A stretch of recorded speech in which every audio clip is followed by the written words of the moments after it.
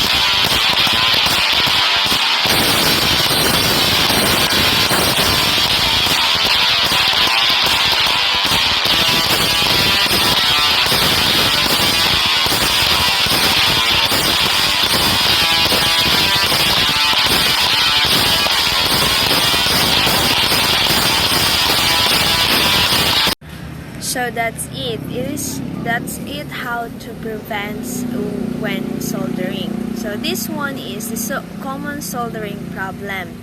This, as we go along, we will tackle this soldering problem. So the first one is disturbed joint. A disturbed joint is one that has been subjected to movement as the solder was solidifying. The surface of the joint may appear frosted, crystalline, or rough, often called a cold joint. They can look similar to a true cold joint, but the cause is different. So, how to repair this? This joint can be repaired by reheating and allowing it to cool and disturbed. So, how to prevent this kind of problem? Proper preparation, including immobilizing the joint and stabilizing the work in a vise, can prevent disturbed joints. So the second one is cold joint. A cold joint is one where the solder did not melt completely. It is often characterized by a rough or lumpy surface. Cold joints are unreliable. The solder bond will be poor, and the crack may be developed in the joint over time. So how to repair this kind of problem? Cold joint can usually be repaired by simply reheating the joint with a hot iron until the solder flows. Many cold joints, such like this picture, it is how it looks like, also suffer from too much solder. The excess solder can usually be drawn off with the tip of the iron. So how to prevent this kind of problem? A properly preheated soldering iron with sufficient power will help prevent cold joints. The third one is insufficient wetting pad. These two joints both show signs of an insufficient wetting of the solder pad. The solder has wetted the leads nicely, but it has not formed a good bond with the pad. This can be caused by a dirty circuit board or by failing to apply heat to the pad as well as pin. So it is how it looks like, this one. Then how to repair? This condition can usually be repaired by replacing the tip of the hot iron at the base of the joint until the solder flows to cover the pad. Then how to prevent this kind of problem is cleaning the board, and even heating of both the pad and the pin will prevent this problem. So the fourth one is too much solder. This is the picture of how it looks like with too much solder. So this might be a perfectly good joint, but we can't tell for sure. It is entirely possible that this blob of solder wets neither the pin nor the pad and is not a reliable electrical connection.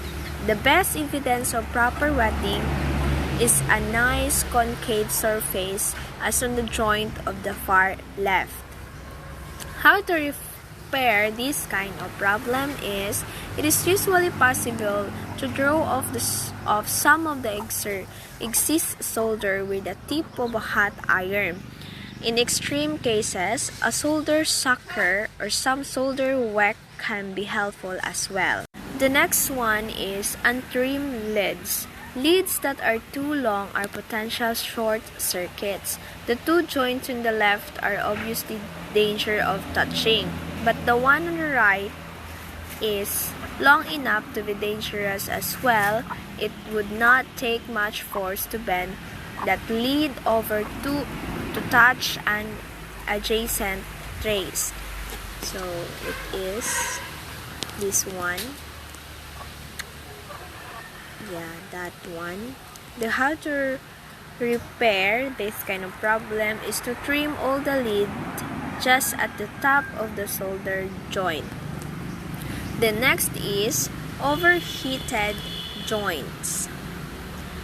At the other extreme, we have the overheated joints. The solder has not yet flowed well, and the residue of burnt flux will make fixing this joint difficult. How to repair this kind of problem is an overheating joint can usually be repaired after cleaning. Careful cramping with the tip of a knife or little isopropyl alcohol and a toothbrush will remove the burnt flux. How to prevent this kind of problem?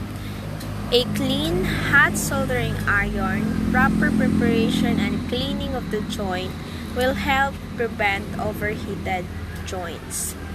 Then the last one is solder bridge. The left two solder joint has melted together, forming an intended connection between the two. How to repair this kind of problem? Sometimes the excess solders can be drawn off by dragging the tip of a hot iron between the two solder joints.